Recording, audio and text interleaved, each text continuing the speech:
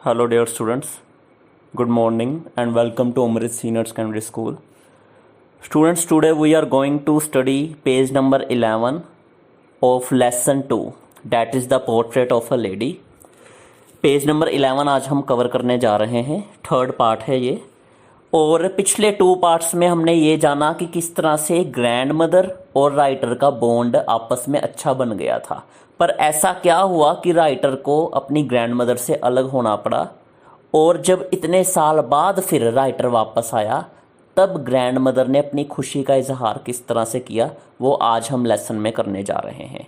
Page 11 की पहली 2 lines हमने पिछले पार्ट में ही कवर कर ली थी, तो हम यहाँ से स्टार्ट करने जा रहे हैं। When I went up to the university. तो चलिए स्टार्ट करते हैं। When I went up to the university I was given a room of my own.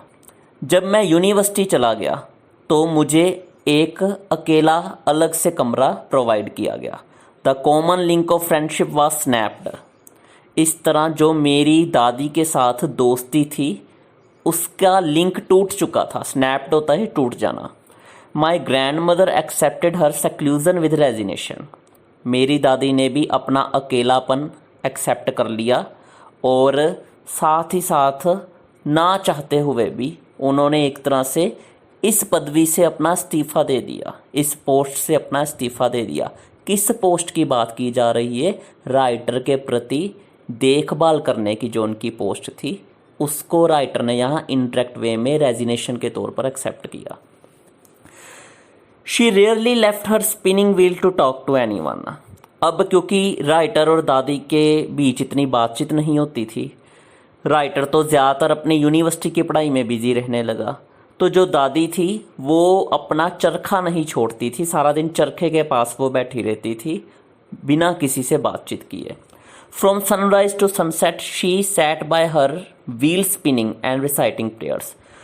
सूरज चढ़ने से लेकर सूरज डूबने तक जो दादी थी वो हमेशा कॉटन काटती रहती अपने चरखे से और अपनी अरदास मन ही मन करती रहती।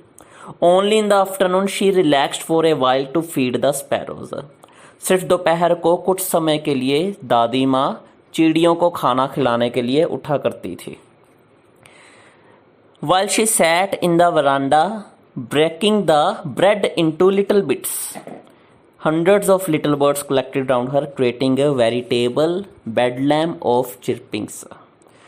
तो जब वह रोटी के छोटे छोटे टुकड़े डालती, यहाँ ब्रेड का मतलब रोटी है, ब्रेड का मतलब दूसरी वाली ब्रेड नहीं है जो हम नॉर्मल यूज़ करते हैं। यहाँ ब्रेड को हम रोटी के तौर पे ही सिनोनिमसली यूज़ करेंगे। तो जब वो रोटी के छोटे छोटे टुकड़े तोड़ती तो बरामदे में वो बैठ जाती, तो बहुत सारे छोटे छोटे पक्षी उनके आसपास इकट्ठे हो जाते।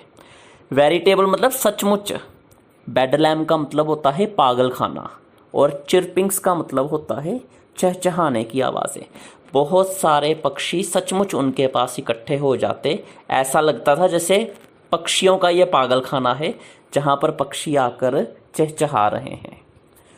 Some came and perched on her legs, others on her shoulders.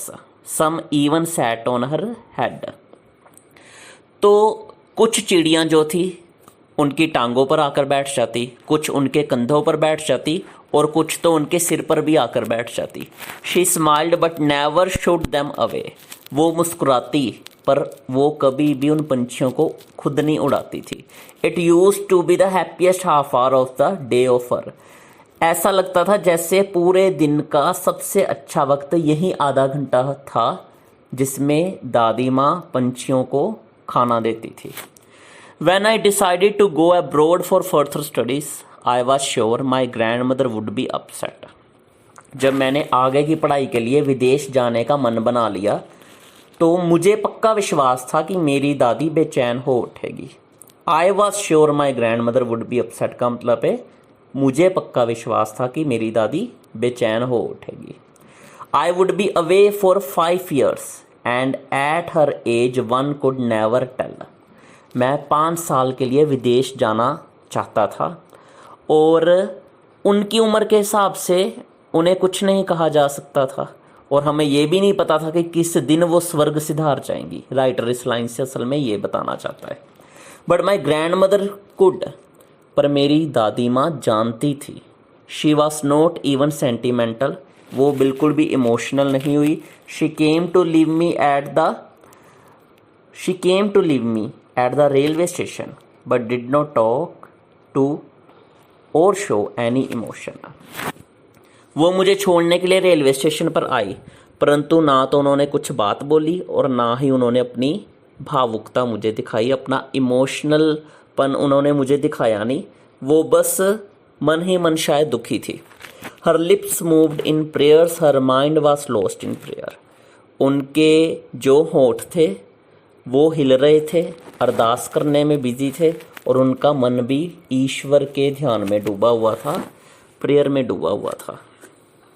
Her fingers were busy telling the beads of her rosary. Rosary का मतलब है माला, बीड्स मतलब माला के मन के। तो उनकी जो उंगलियां थी वो भी एक तरह से बिजी थी माला के मन के घुमाने में। Silently she kissed my forehead and when I left I cherish the most imprint as perhaps the last sign of physical contact between us. बड़े चुपचाप उन्होंने मेरे माथे को चूमा जब मैं वहाँ से जाने वाला था।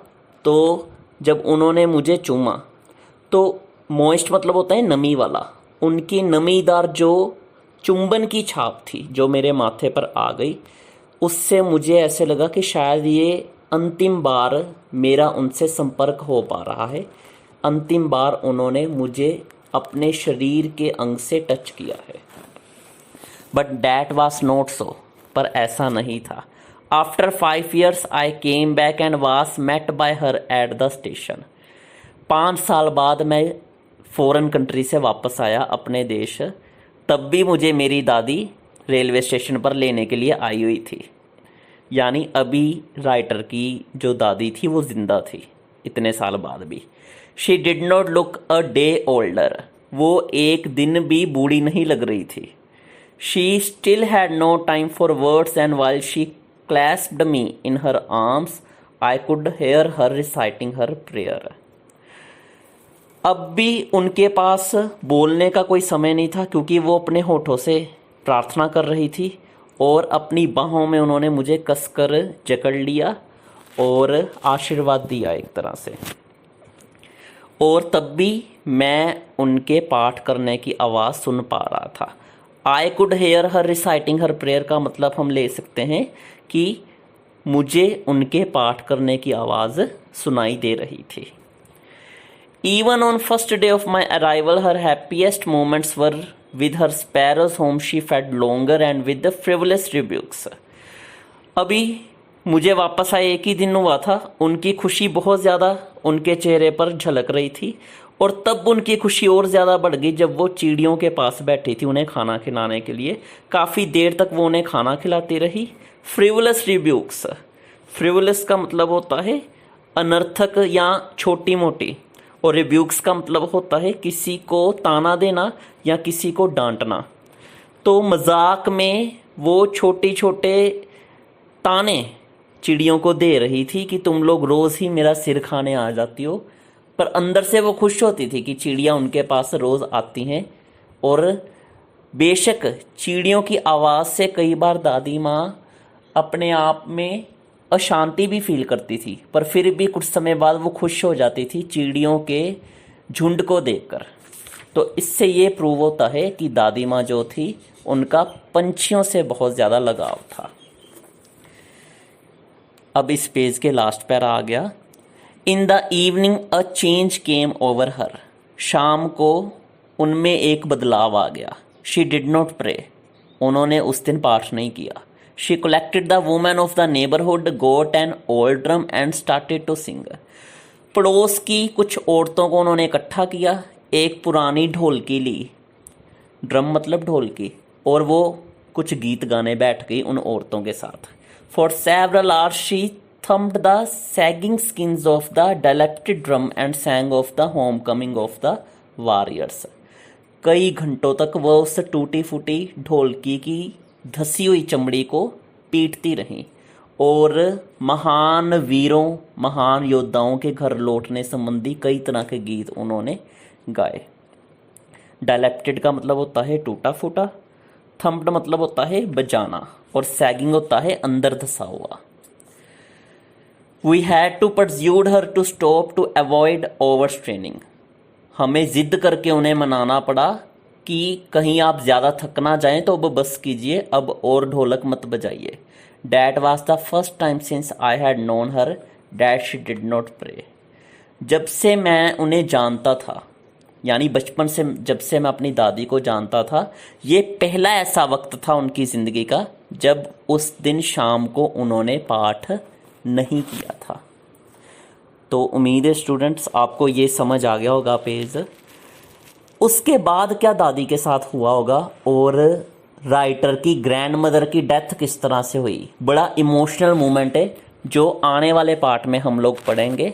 और इससे ये भी हमें पता लगेगा कि एक ग्रैंड मदर और ग्रैंड सन का इमोशनल बॉन्डिंग किस तरह से हो सकता है।